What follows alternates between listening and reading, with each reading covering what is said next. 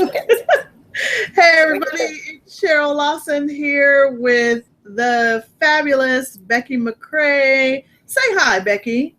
Hello, Cheryl. Hello, everybody.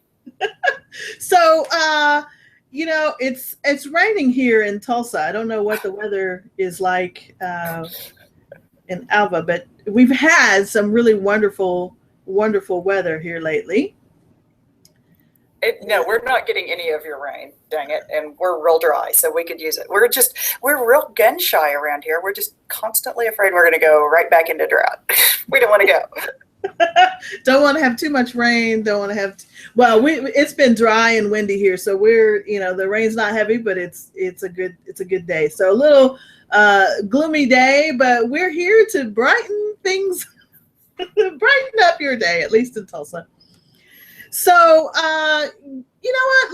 Let's first talk a little bit about the idea to do the Get Your Speak On, improving your professional speaking outlook. Can we talk a little bit about how that came about? Yeah. Why on earth are we doing this? This is a great question. And we are doing it because Cheryl and I, we both speak. We do speeches and go do presentations all over, lots of places. And SM Tulsa turns out to be one of those places that a lot of speakers are they're emerging speakers. These are some of their first gigs, or they've not gone lots of places and done lots of speeches. And so they're developing and they're getting to be better and they're having wonderful fun with this the SM Tulsa audience is a wonderful audience to speak to anyway.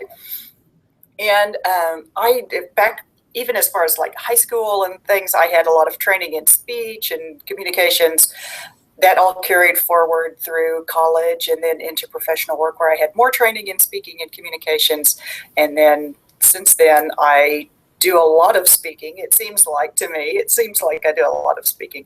And I find myself going to SM Tulsa and I see someone speaking. And then I always want to rush up to them afterwards and go, all right, here's 3 things that you should know. 1, you did a great job with this. And this was a great idea. And here's something you can improve. Now, this is okay, but it's, a little gorilla, a little in your face, a little much, I think, for some folks. But Cheryl, we've talked about it several times before this, that, maybe we should do a little workshop and help people to improve their skills, not necessarily they're speaking this year or that they're getting ready to speak tomorrow, but just there's a lot of people in SM Tulsa who do speaking as part of their work, who would like to do more speaking, like to get paid better for their speaking, would like to reach some of those gigs that they'd like to have. So there's a lot of people developing as speakers. So we decided to get together and get your speak on. Yeah. So see, now Becky even told you that even after somebody's talk, Becky will come up to you and give you here's 3 things that you can do better, or here's what you did great and here's where you can improve, whether you ask for it or not. But it's I think it's great, and I don't know anybody who is like get out of my face with advice on how I can be better, but but it's a thing, and I do think it having this separate deal for potential speakers or people who just want to get better. I mean, I find myself speaking. One of the challenges I always have at my own conference is not putting myself on the agenda anymore. But I do get asked. Like I just got asked yesterday to speak in front of a group of nonprofit folks on March 10th. So, I let her know I was in full conference mode and that I might look a little frazzled, but I'd be happy to come and talk to them. But these are the things and the opportunities that come up a lot locally, as well as kind of national conferences that people will come up, will encounter.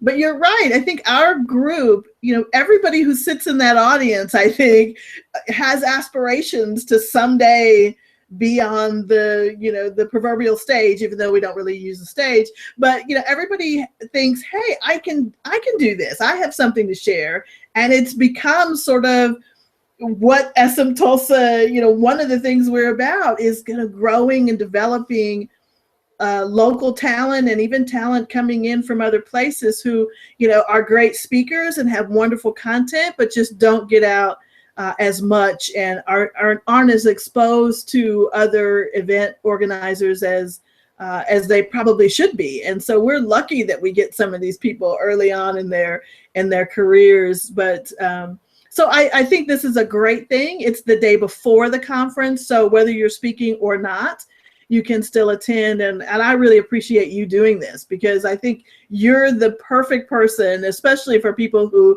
have been to our conference every year and you've been a part of it. You already have your resume. They've heard me talk. I've talked before. I think that one of the great things about SM Tulsa is all the speakers, the people who come and speak routinely are the people who are doing this kind of work in the field. They're the people who actually are doing this. And I'm getting a terrible echo back to myself here. Let me turn my volume down. Let's try that. Okay. There's still a little echo, but I don't think it's as bad. Okay. The people who come to SM Tulsa are the people who do the work. They're the people out in the field who are doing the social tools, using it everywhere they go. And for that reason, it's easier for people sitting in the audience to go, I could also be a speaker here. Mm-hmm. I use these tools. I could talk about it. And there are lots of places, lots of opportunities, lots of people who need to hear what you do, because there's too many speakers who don't actually do the thing they're talking about, that they're on the platform all the time. They are on the road all year long, and they have lost touch with the important things that are going on in the world. So I think that it's really great for the fact that you can aspire, you can see yourself in the SM Tulsa speakers, and you are needed. You are needed to go forth and share these messages with other people. Absolutely.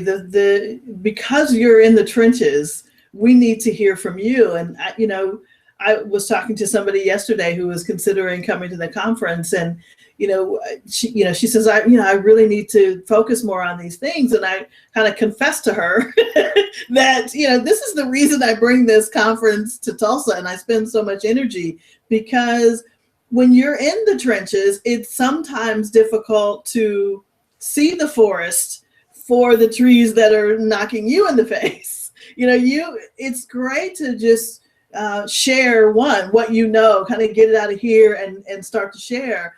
But it's also good to listen to how other people are using maybe some of the same tools or even different tools.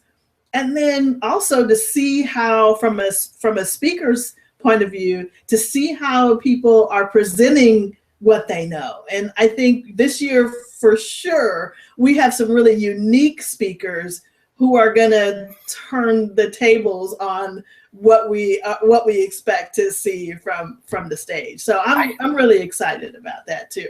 I always look forward to the SM Tulsa speakers for a couple of reasons. One, I know that they will be practical people who are using these things right now. Another is that SM Tulsa always has different speakers that are different from what you expect. We could have the polished, super international people who do nothing but speak about this. Or we can have the people who actually use these tools and who are still connected with the practical and are not the same usual suspects. Mm-hmm.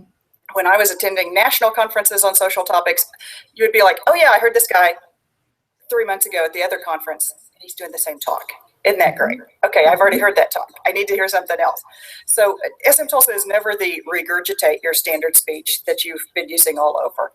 And the other thing is the way you build SM Tulsa is good for speakers and good for people who want to be speakers, because it's a cutting edge conference in the way that it's organized and the way that the speakers and the audience interact.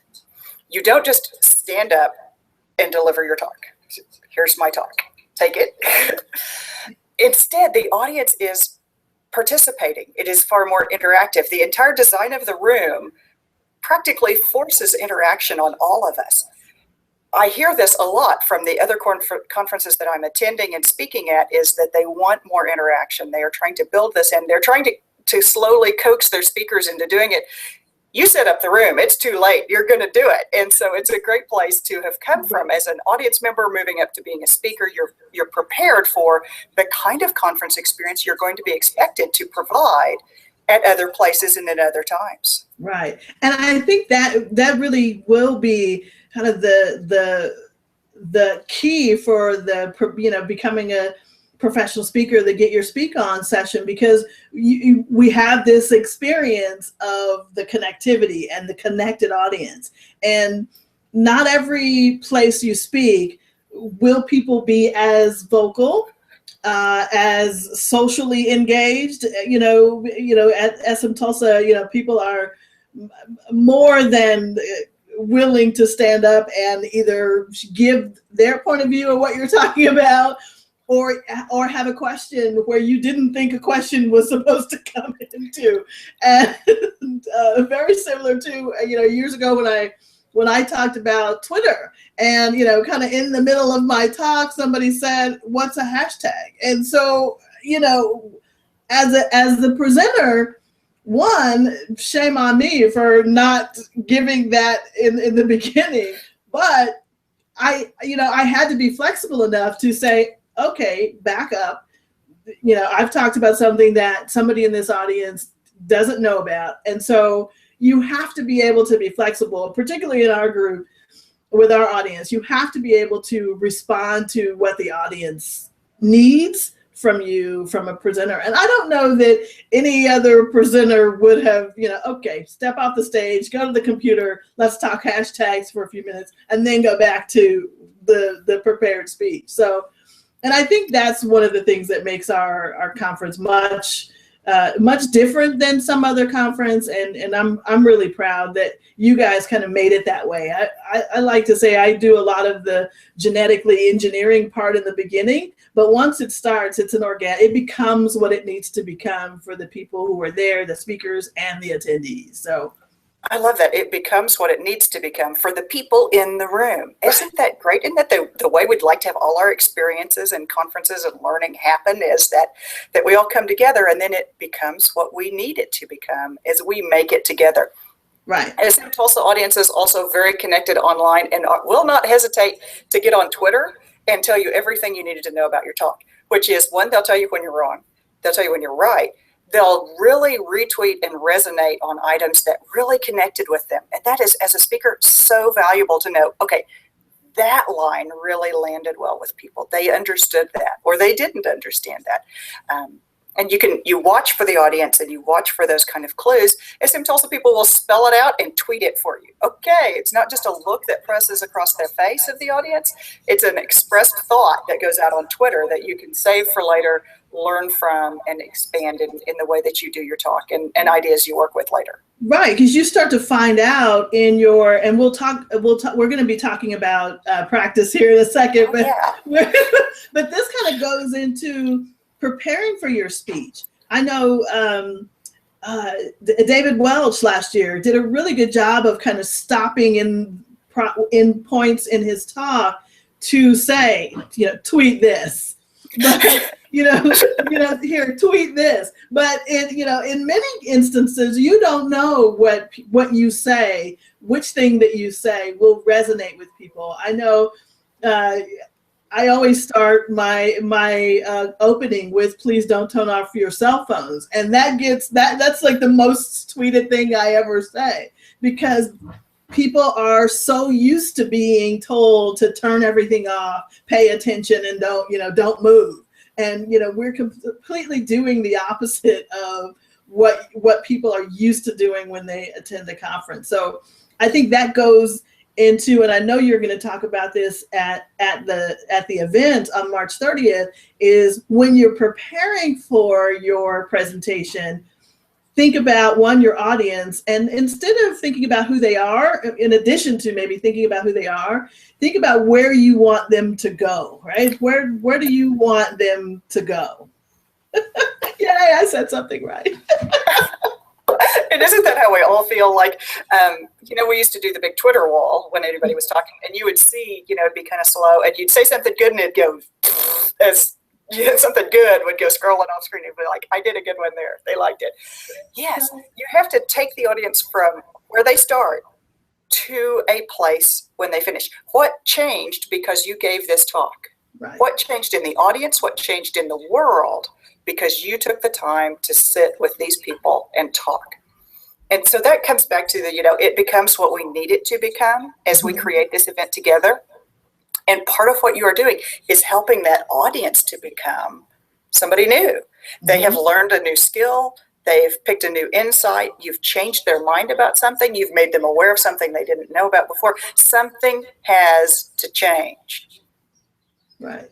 And I mean, I get to see from my vantage point, all of the tweets in real time and especially after the fact. I mean, most of the stuff I see after the fact, but but it is great to go back and look at, even during each of the sessions or the breakout sessions and see the tweets that are coming out of the room.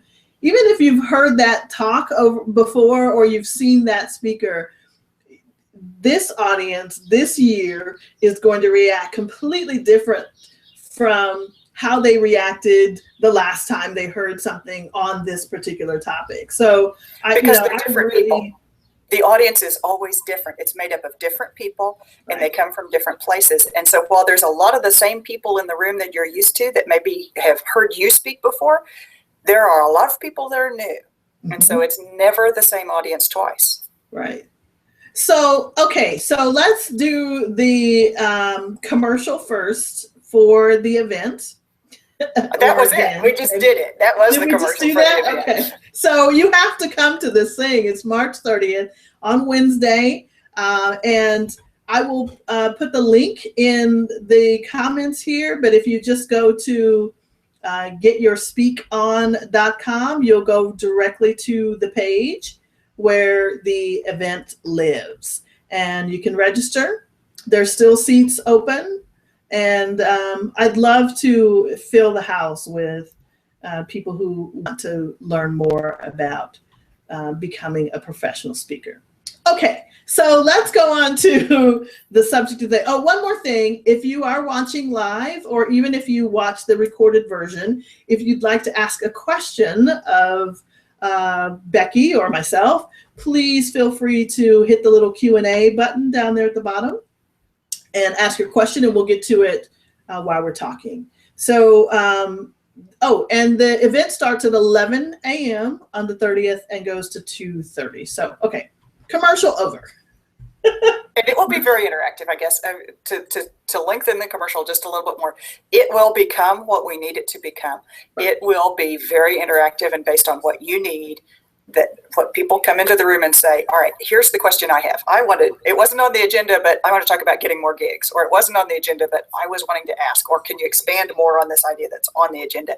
That's how we're going to do it. It's going to all be tailored to those people in the room. We're not going to let it also get very big. It's not a very big room, and the ability to make it that custom is limited.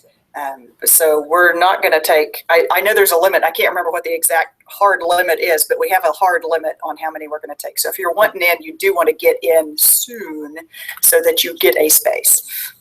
Yes, and you're able to ask questions ahead of time and be really social with what you need to get out of it. I know we've said this 2 or 3 times already, but that really is the basis for SM Tulsa Conference, and that will be for this as well. It's make sure that you get what you need out of it, and we'll make it happen. So, okay, so let's talk about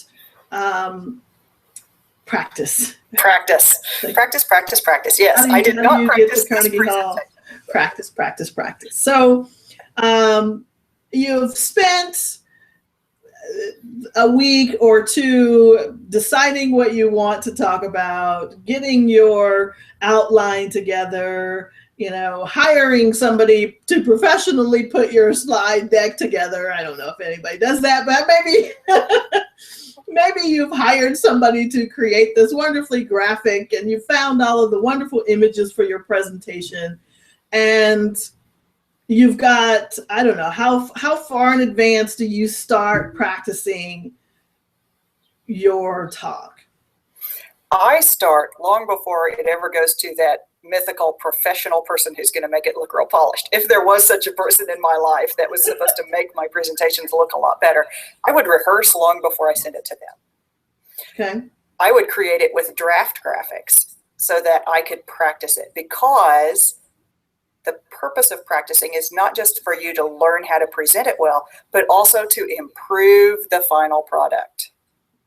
So although my list says first get one great speech, but that doesn't stop it. You have to actually take the time to present that like you would to an audience, and maybe even to a test audience. If it's a large and important presentation, present it to a test audience, refine, improve, change the wording, rearrange, and you're going to do all of that long before you get to the point of saying it's final and this is done.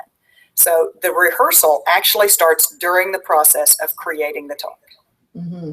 I like to think of it like you hear stand-up comedians talk, where they go and they'll test out a joke, and they'll kind of throw a new joke into the mix and see the reaction that they get.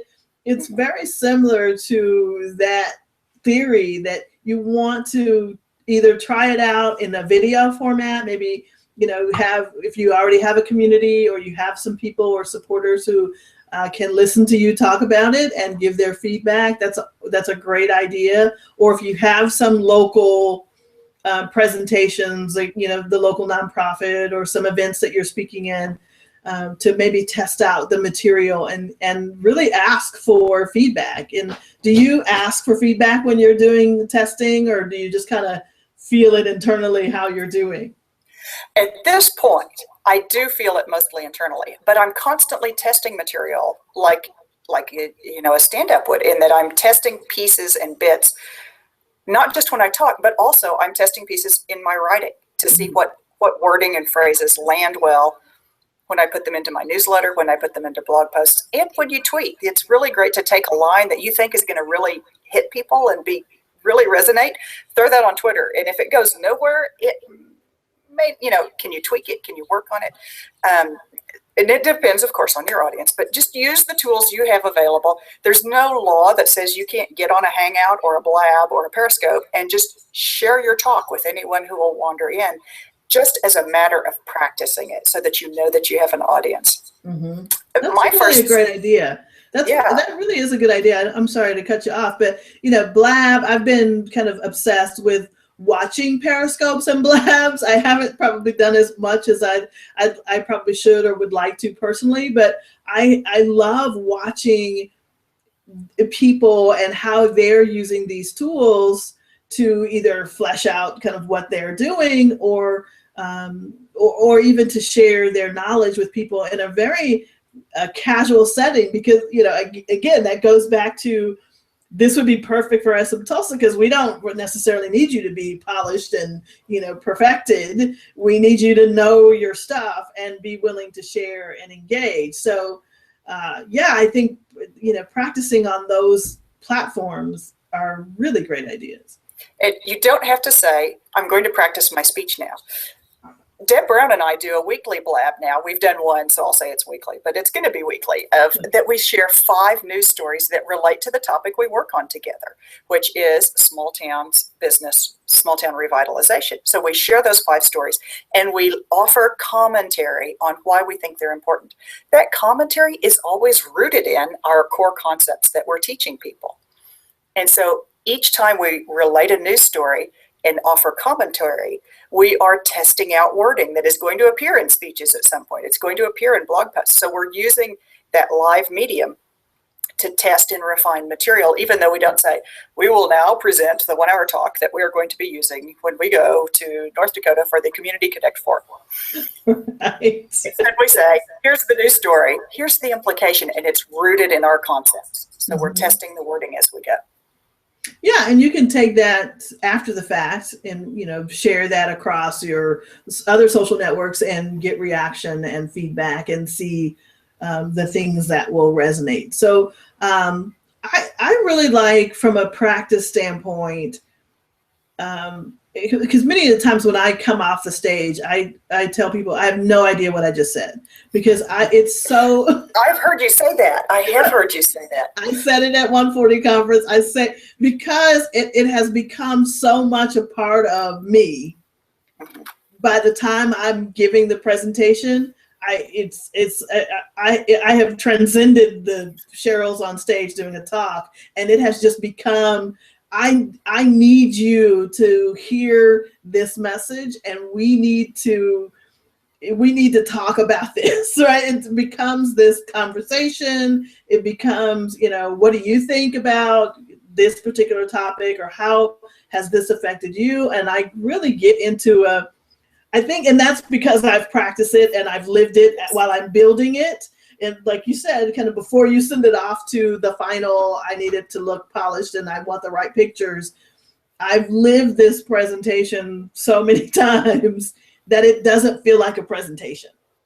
Right. And that's the key. That's the key. You cannot just stand up on stage and expect to transcend the moment and become what you need to become if you didn't get ready and then practice and live the material.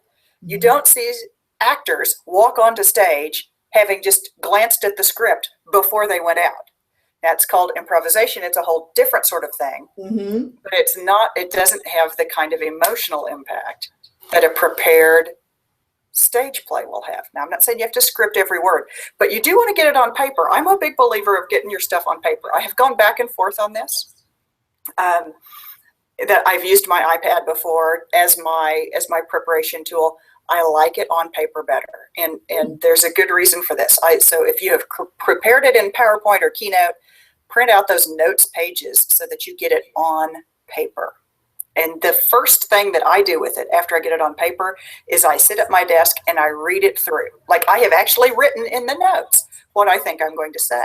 In actual sentences. I will never give it in exactly those words, but what I'm doing is trying to capture some of those phrases. It's all rooted in our core concepts that we teach. You need to bring those things that you've been testing, those phrases you've learned other places, things you've been working and developing. You want to put that out. I actually put it out right below the slide so that I have some good words and I've thought about how it's going to be said.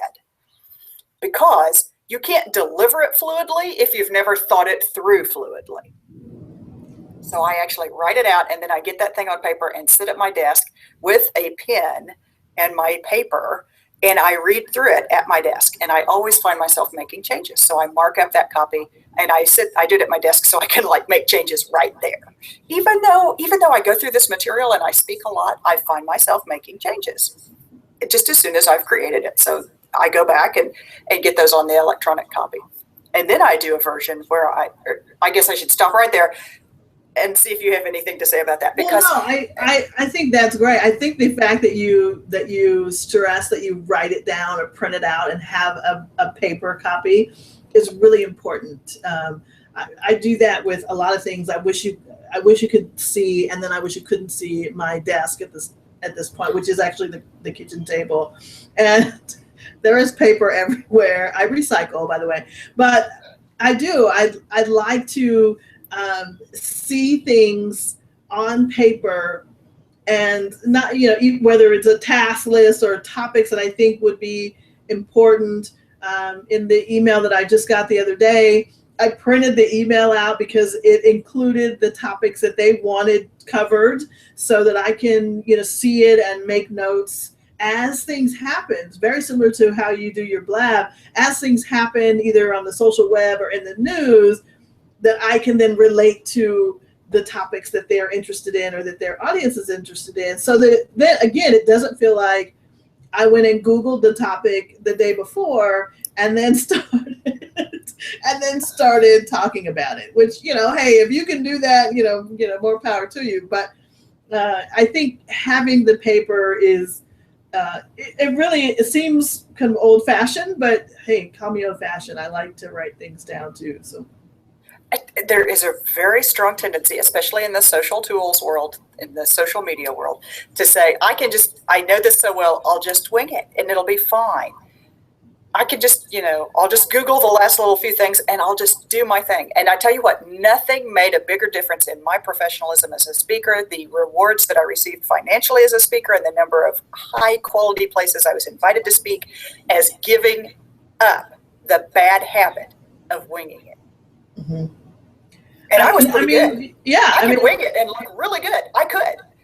What I found was it wasn't as good as I could be. I could be a lot better. Mm-hmm. If I would prepare. Yeah, because if you know it and you live it and you do it every day, sure. If somebody asks you on the street, hey, what do you do? What do you think about small towns in America and will they survive? You can absolutely have that conversation for an hour or 2 hours or however long the people are willing to listen to that conversation. But it's different from when you have people in front of you who are expecting takeaways, expecting certain things from you, and not just brain dump for an hour. There's a difference of having one conversation with one person where you can completely customize everything you say to carrying the conversation forward. As there's ebb and flow, they ask you questions, you can move along in a very tailored way. When you have 10 people, 100 people, 1,000 people, you have to change the way you do that presentation. You have to think through all those permutations in advance. You have to be the one who's prepared. They are each going to receive the information from where they are, and it's up to you to think about that in advance so that what you bring is the best possible way that you can have the right things at your disposal to adapt to that audience and present it. So that's not saying it's canned, that it's word for word, that it never changes. I started this by saying we have to be very interactive and that we interact with the audience. And if they say, what's a hashtag? You stop and you deal with what's a hashtag. Mm-hmm. And that may influence the way you take the rest of your presentation. Maybe you just learned something about the level of your audience right there. But it's your preparation that allows you to handle those things. So yes, write it out, actually write it out, get it on paper, do the read through at the desk. Then I do a read through out loud. Now this is the part where you look stupid because you're like in your living room with your paper and you're reading it. Your cats and dogs as your audience. To the cats and dogs and throw pillows on the sofa, who are universally not a very enthusiastic audience. So I do it out loud because you will find words that you cannot say out loud. Like you will stumble over stuff and you'll go, that is a stumble point. Take the pen, fix it now, make the change on that so that you can look for, anticipate, and eliminate as many of the possible problems before you get there as possible, because you don't want to be finding those things by delivering it to the live audience. That's not doing anybody any favors. Just take the problems out before you get there. And that's why you do the read through out loud to the throw pillows and the cats and dogs. And for me, good thing we're not talking about the Oklahoma City Thunder, because I cannot say Russell Westbrook in the cadence of a talk. You see how I had to really slow that down? I would chop it. Like if there's a name like that, just chop it and then say, Mr. Westbrook, exactly. Cut it up. I just have to, hey, stand up and introduce yourself. Tell us who you are, because I find when I do that, the live practice, because who knew I couldn't say this dude's name, but I mean you do have to do that because there are things that come up and you're like, why is this so hard for me? Well, and it's easy to put something in there and it just sounds awkward when you say it because you've got the words kind of out of order, and it looked great on paper. It was fine. But you just need to rearrange it a little bit. It's going to flow much more smoothly. That's why we practice it. And that's why we practice it out loud. So, now you're going to take that paper back that you have just made all those changes on. Back to the computer we go.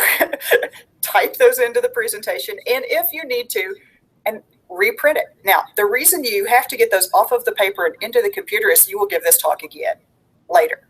At least, you'll use parts of it again. This is part of becoming a professional, is having talks that are prepared and ready to work with, that you customize and make fit in places that you work with as your standard beginning point. They're not the ending point, but you're going to reuse this material. So always presume it'll be used again. Get the notes updated in the computer. I will tell you one of the challenges, because in SM Tulsa, we have a call for speakers. Most of the speakers come to us because they have submitted to us. Others have been recommended by other speakers like yourself and people who have been to the conference before. But for the most part, people are submitting to speak. And I think that's a general practice for many conferences and different events, is that they ask the speakers to present. And what I found, particularly this year, we had a lot of new speakers submit. And the challenge was, what are you speaking about? Right? Tell me what, because I got a lot of, well, I can talk about this and I can talk about that and I can talk about this. And, you know, really what I'm looking for is what's the title of your talk and what's the description of your talk, and then give me 2 or 3 or 5 things that people will walk away with. And as the organizer, you need to have at least 2 or 3 of those if you're going to be speaking on multiple topics. If you're only going to be talking about one topic, maybe 1 or 2, you can maybe expand on that, but really have your topics fleshed out. Yeah, start with one. You know, pick one topic that you have either done in the past or that you really wish somebody would ask you to do. Like this would be, if there was only one thing I'd get to talk about, this would be the thing. Start with that one. Write up that topic. And the easiest way to get a description and a title is to have the talk. And then you can customize that description and title. And you'll know what those takeaways are, because you'll look at it and go, well, look, I told them this and they learned that, and I made sure they were aware of this tool. So there's the takeaways. I told them this and that and this tool. Those are my 3 takeaways.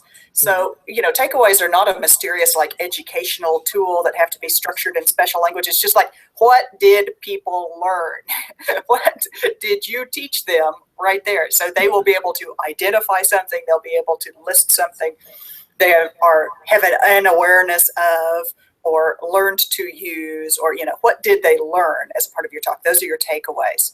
That description and title are going to get customized for everybody, but you write it for yourself the best way you can think of to write it. And there's a little secret here, which is the title that you're going to write that's going to go into the publication of the organization, that's going to, like, go on the agenda. That title and description is marketing speak. And so you're going to copyright that, as in you're going to do the copywriting. You're going to write that copy like it matters, like it's the only way you'll ever get a chance to sell your topic, because guess what? It's the only way you get a chance to sell your topic is that copy you wrote that was your title and your description. Every word of it needs to make them be interested enough to read the next word. Mine often starts with, like, a question of telling you exactly who this talk is for. I'm frequently, as a small town and rural speaker, I'm frequently one of the only small town or rural speakers at an event with a general focus. And so mine will start with saying, are you from a small town? And people are like, well, yes, I am. Or they're like, no, I'm not. In which case, that's okay. They can go right on down the agenda and find the other talks that are for them. So, you know, I like to fly a little flag in my talks that leads them into whether they're interested. So copywriting those is essential. The other secret is you have to have a version of your topic that is the one that makes sense to the event organizer. So while I might say, call my workshop on speaking, Get Your Speak On, this would not be how I would describe it to Cheryl when pitching the idea. I would not say, I'm going to do a Get Your Speak On. She'd be like, you're weird, and I don't know who you are and why you're talking to me. But if I start by saying, Cheryl, you have a lot of aspiring speakers in your audience, and it's your members, we could do a workshop that would help them to improve their speaking skills. That's my topic. The title turns out to be Get Your Speak On.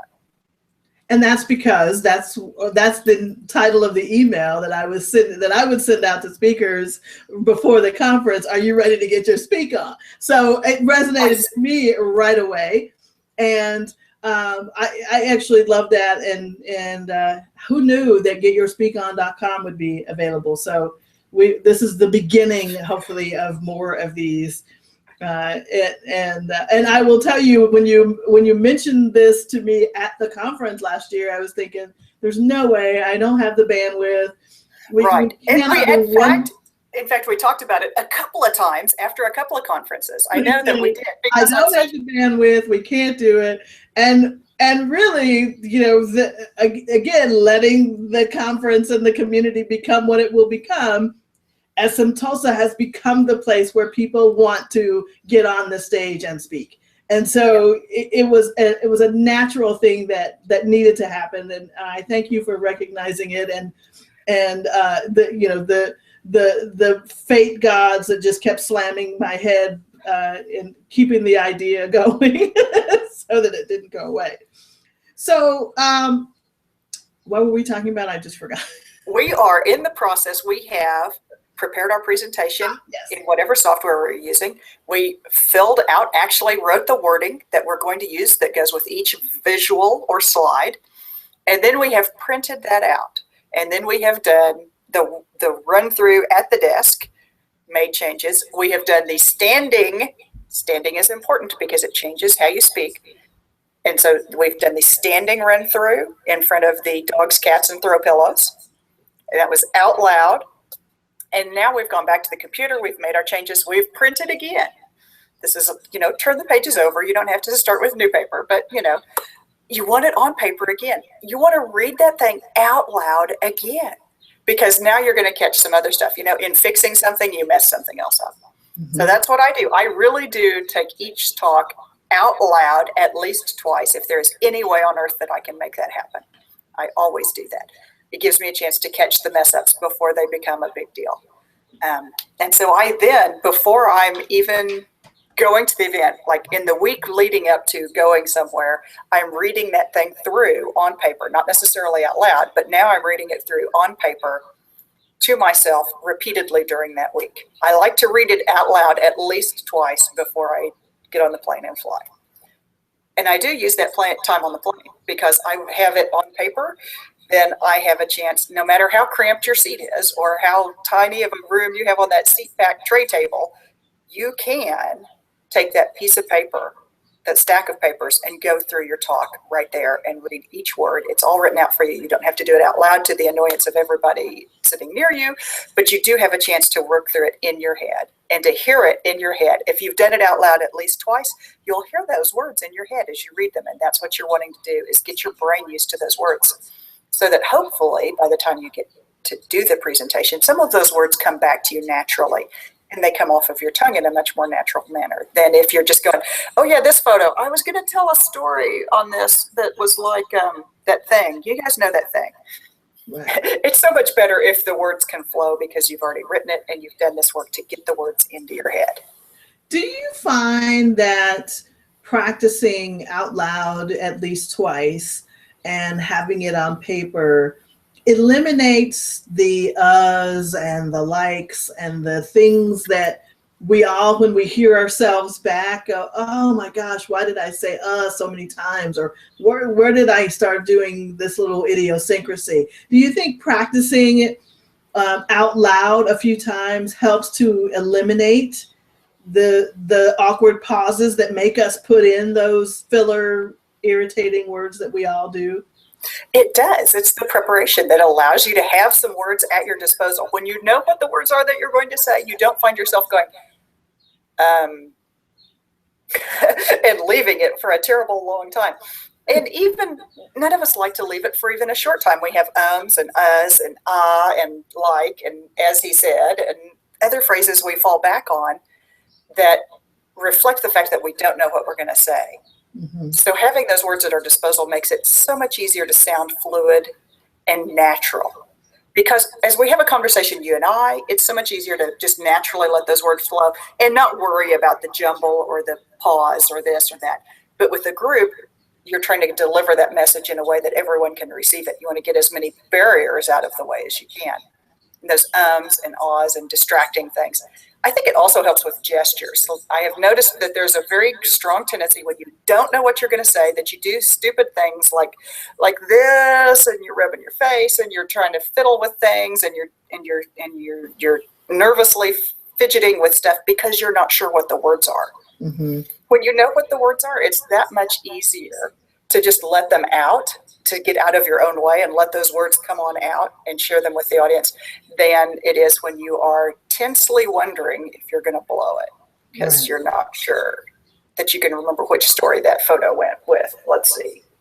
You ever stared at your own slides and gone, what was I going to say here? Not sure what this one was for. It's a picture of my dog. I don't really know. Next slide. Okay. Right. So next question. And these are, I'm trying to get kind of some tips that people can use that why practicing really helps. And I think it certainly helps me.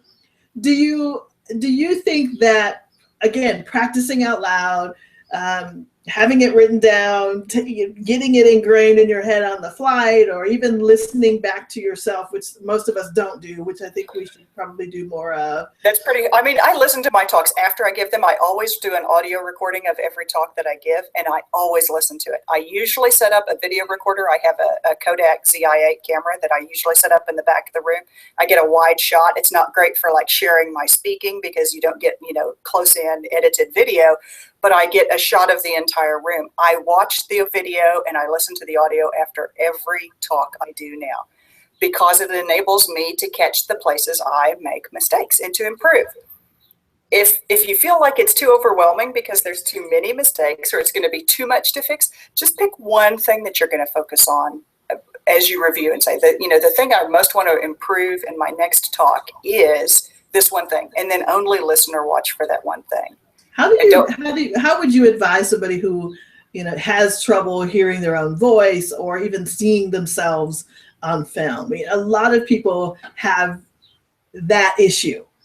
I've gotten a lot better about it. I used to hate my own voice. Oh my God, that's not my voice. Okay, well, I listened to my talks so often, I don't mind, and now I'm to the point I recognize my voice on recordings and go, that is my voice. It really does sound like that. Although it's much more resonant and lovely in my head.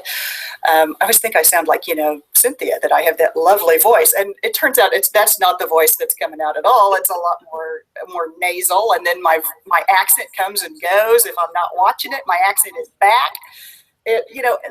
Those are things that I got over by doing it, by listening to it. That's the only way you're going to get used to something. You don't get used to anything by not doing it. So the only way to get used to something is by doing it. So if you're not used to your voice on recordings, listen to your voice on recordings. If you're not used to watching yourself on video, watch yourself on video. Watch it over and over. Treat it like a blooper reel. Don't try to change anything at first, but just get used to it. And the other thing is, that's just a get out of your own way, get over yourself kind of thing. That's a suck it up moment. You have to watch it and do it and listen to it in order to use it as a tool to improve. That's another thing that we're going to talk about in the session, in the event on the 30th, is those things about ourselves that sometimes we are a little reluctant to embrace. Our accents, for me, there's things that I do on stage sometimes, but those are the things that make you uniquely you. Your accent, the way you talk, the things that you do, whether you're using gestures or not, and instead of running away from it, start getting used to seeing yourself and embrace it, because at some point those are going to be the things that, one, resonate with the audience, and two, event organizers are going to say, that is so cool. I love the fact that you always do this thing in your talks, or you always bring tequila to your talk. Not always, just as in Tulsa. I have actually gotten gigs because of my accent. Back in the day when social media was the hot topic that I spoke on, I had on my speaker page all of my bona fides and all the things that make me a great speaker. But I also listed places that I had gone and speaking, and there was video of my talks online so that you could get a feel for how I spoke. I was told specifically by a group that booked me that they were, because they are from a rural area, and I mean rural, they have Indiana and Kentucky as part of their territory that they were serving. They said that it was between me and another gal that had social media and claimed to have good small town bona fides. And her talks, she's all in a suit, very polished down to the word. And you could tell that each presentation was of the kind that was not prepared, but was canned. And the guy said, I am sure that my audience is going to be able to relate to you much more than they're going to relate to the gal in the suit with her canned talk. And sure enough, I was able to go talk to those folks from Kentucky, and it was not a problem. They were not upset or put off by the fact that I had an Okie accent that sometimes is a Texas accent because I used to live in Texas. Right. And that's one of the things that we'll talk about is how you deal with those things that are uniquely you and how you can actually benefit from them and not so much shy away from them. So and we're going to do that at the end of our deal. We're going to have a panel where you and I and the third person to be named later, which I know is someone you're selecting carefully out of our speaker lineup. But we're going to have the opportunity for us to do a little panel and actually address some of these questions about being who you are, because you have to bring the best of you in order to share that with the audience. And that's where you take it from being the kind of talk that anybody could deliver your talk to it's the kind of talk that reflects you specifically without being all about you. There's a difference between bringing the best of yourself and spending an hour talking about yourself. Right. Absolutely. Absolutely. Okay. So is there anything else that we can talk about in the practice? I know we kind of did the whole, preparing for and practice. We kind of led up to that. Is there anything else that you think is important in practicing for a talk or a speech? Yeah, just to wrap it up, we've gone through that process of creating the slides, getting the wording on there, printing it out, going through it, saying it out loud. We're reading over it and rehearsing it in your head as many times as you can. I like to skim it the morning of, although I almost never actually do that. If I am the 7 a.m. speaker, then I am not going to make it through the talk that morning. So I used to try to actually do it out loud, that talk, but I would try to do it at least the night of. So, the night before I'm going to talk, then I'll go through it and read it then. And the other thing I do is, this is the other reason I love that paper copy, is I always take that to the room where I'm going to present, because it has happened that all the technology has failed. And by all, I mean all. I mean, like, all the technology has failed. Like we've all seen it. It's possible for everything to be completely gone, in which case you say, it's okay. I don't need any technology. I don't care that the power is out and there's no technology whatsoever. I have my paper copy. We'll just go ahead and do it right like this. And so you just share your talk anyway. And you would be surprised how easily it flows as you just turn each page and go through your talk that way. And I have gotten this close to having to do it recently, as a matter of fact, at a very high-tech venue that was very new. They had a major technology meltdown, and it was 2 minutes before my talk, before they had the tech up and running. Wow. Didn't bother me. I was ready. I knew I had my backup. And I will say, from the organizer standpoint, that is valuable or invaluable, really, because if something's failing, and things do fail, technology does fail, presentation, slide, projectors, microphones, those kind of things really can hinder somebody's event.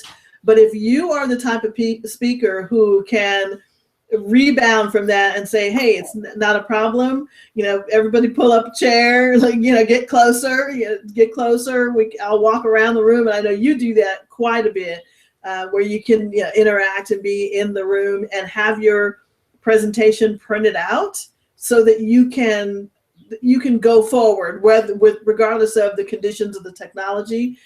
That's just invaluable from the organizer standpoint and from the audience, right? So because the audience is just going to sit there and wait. So you having practice, being prepared, knowing the information and how you want to present it is really a great tool to have. So I love that. And if you would like to guarantee that you never get invited back to an event to ever speak again, be the speaker who freaks out about the tech meltdown. Be the speaker who freaks out because something's not going the way that you want, and get all wound up and bother the people who are trying to fix it. My firm policy is, if there is somebody who seems to be competent working on it, you leave them alone and you go talk to the audience until it's time for your talk. If you would like to ensure that you never get invited back, you get yourself up there and be a pain in the butt. Amen to that. Unfortunately, I've not had to deal with that, but it is. If you are the person that's, like, hey, I can't speak unless my slides are up here. Well, then. Oh God, is it going to happen? Are you going to get it? Is it okay? Are you getting it? Have you got it? Are you getting it? Can I help? Wait, no, you're doing it wrong. Wait. Nobody wants that. You're not helping anything. You're keying yourself up. You're bothering the people who are trying to fix it for you, and you are ensuring that people think poorly of you. Whereas if you go, I see you guys have this under control. I'm going to be over here doing my thing, and let me know when you either have it worked out, and if not, I've got it covered. If you can say that to the organizer, they'll be like, I like this person. Yeah, you are golden, and you can come back at any time, and they will pay whatever it costs. And expect to receive a decent comment from that organizer about how easy you are to work with, which never hurts when you're trying to get another gig later. So having done the work of preparing, having practiced and knowing you could handle it, and having practiced in a way that makes sure you could handle anything that came up, puts you in the best position to perform the best for yourself, for the event organizer, and for that audience, because that's the whole purpose of being there, is to make something change for that audience. Wow. I don't think we can say anything else to that. Cheers. Cheers to that, my friend. And look at this. We've gotten to the end of an hour, and wow, that's just miraculous. So, hey, thank you so much, Becky. And again, you guys, do not miss this opportunity to learn about professional speaking. Get your website, your landing page, we're going to talk about websites, baby. Oh, that's on the list. Get it on there. Get your landing page, your speaker reel, get all of those things together, and also learn how to prepare and be better prepared for your talk, and just book tons and tons of gigs. And I can't wait to see what you do after you've been to this event and you get your speak on. All right, thanks, Becky. Say bye to everybody. Thank you very much. Bye, everybody.